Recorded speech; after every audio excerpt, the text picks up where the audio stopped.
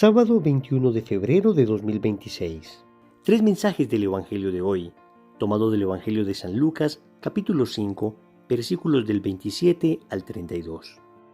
En aquel tiempo vio Jesús a un publicano llamado Leví, sentado al mostrador de los impuestos, y le dijo: «Sígueme». Él, dejándolo todo, se levantó y lo siguió. Leví ofreció en su honor un gran banquete en su casa, y estaban a la mesa con ellos un gran número de publicanos y otros. Y murmuraban los fariseos y sus escribas, diciendo a los discípulos de Jesús: «¿Cómo es que comen y beben con publicanos y pecadores?». Jesús les respondió: «No necesitan médico los sanos, sino los enfermos.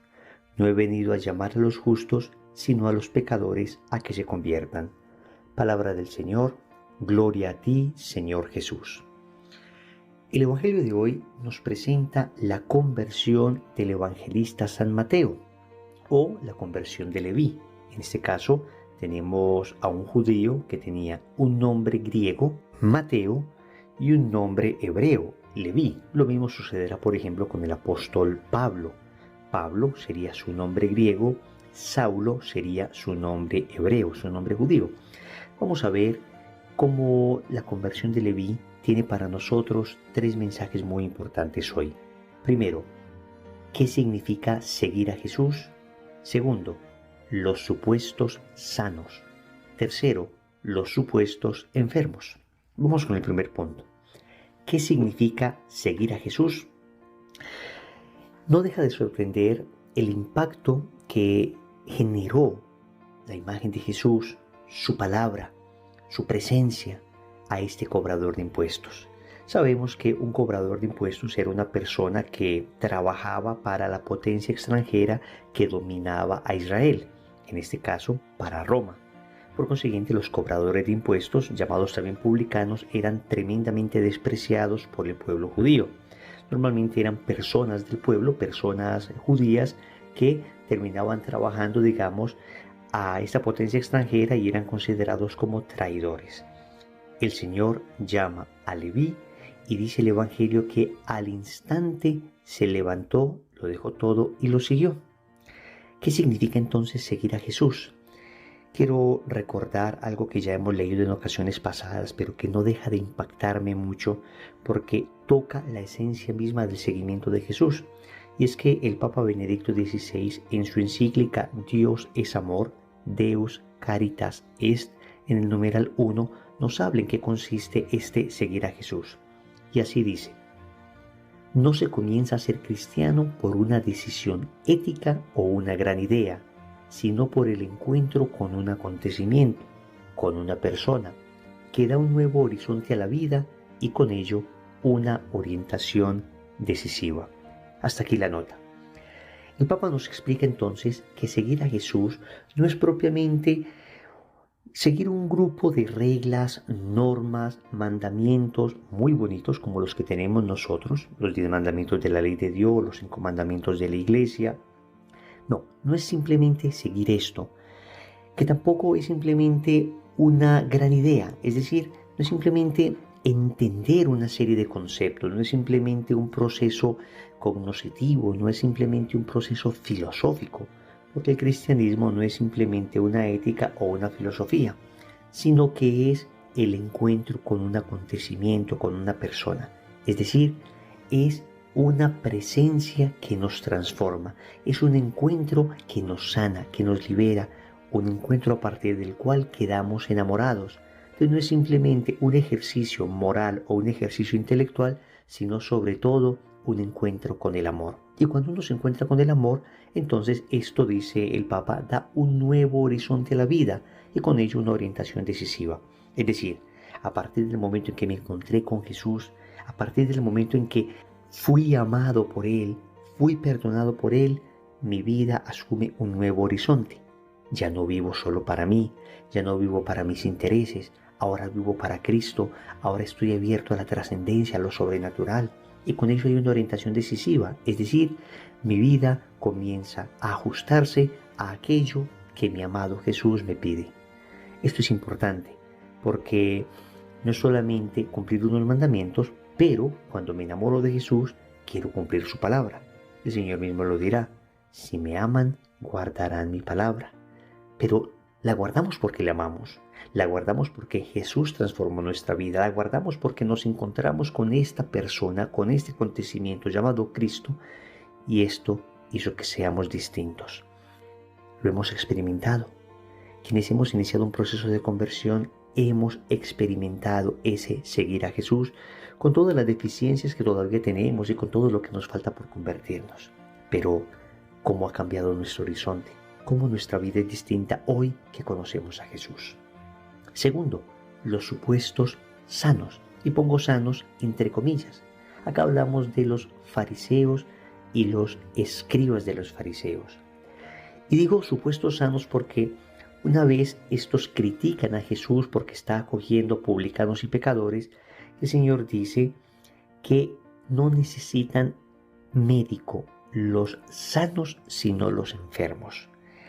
Como diciendo, no necesitan mi palabra, ustedes entre comillas que están sanos, sino estos pobres que están enfermos. Pero hay una carga de cierta ironía en esta expresión, y déjeseme explicar. En realidad, si vamos a ver, estos supuestos sanos, que son los escribas y los fariseos, eran los que en realidad estaban enfermos. ¿Y por qué estaban enfermos? Porque tenían un alma llena de odio hasta la muerte contra Jesús.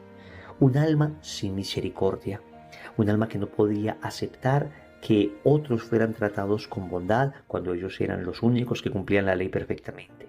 Tenían un alma llena de envidia, un alma marcada por la murmuración, un alma obstinada al punto que ningún milagro que Jesús hiciese iba a transformar ese corazón duro, ese corazón petrificado.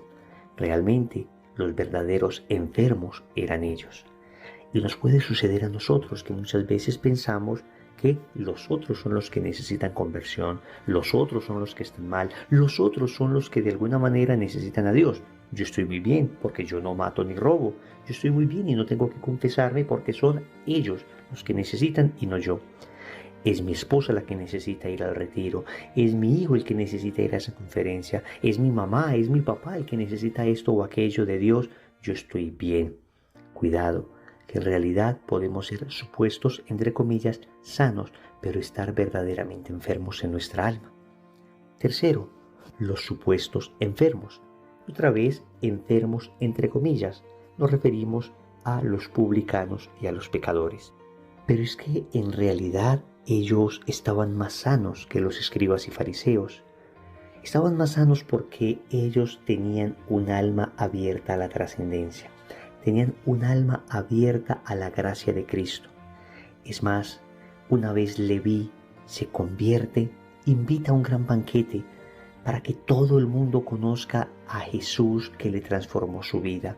Y esto manifiesta un corazón sano, un corazón generoso, un corazón lleno de bondad, un corazón que quiere que otros también experimenten las bondades de conocer a Cristo.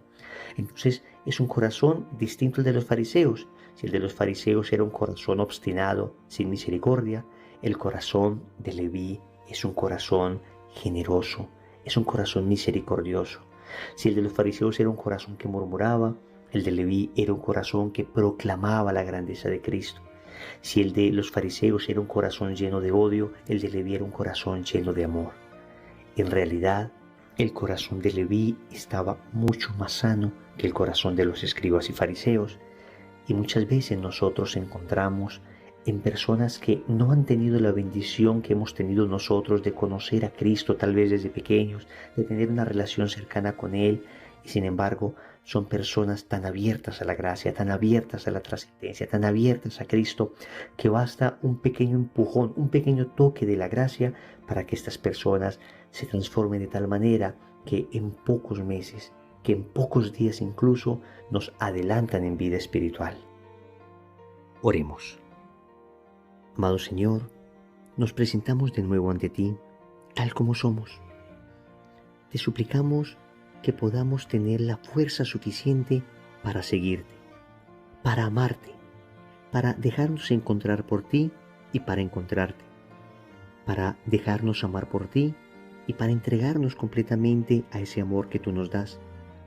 Ayúdanos a entender que la más grande felicidad que ser humano alguno pueda experimentar se encuentra en ti, se encuentra en experimentar el abrazo que solamente tú sabes dar. Te queremos suplicar también hoy que nos cures de toda soberbia espiritual que nos haga creer que somos sanos, que nos haga creer que nosotros somos los buenos y los otros son los malos. Al contrario, ayúdanos a entender que la condición a la que nos ha reducido el pecado es una condición deplorable y que todos hemos sido afectados por ella.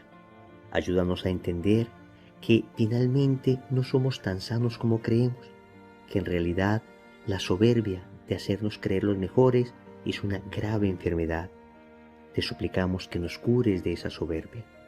Señor, dame lo que me pides y pídeme lo que quieras. Amén. Recordemos entonces, primero, ¿qué significa seguir a Jesús? Segundo, los supuestos sanos. Tercero, los supuestos enfermos. Compromiso. Vamos a rezar el rosario de hoy pidiendo por nuestra propia conversión. En el nombre del Padre, y del Hijo, y del Espíritu Santo. Amén.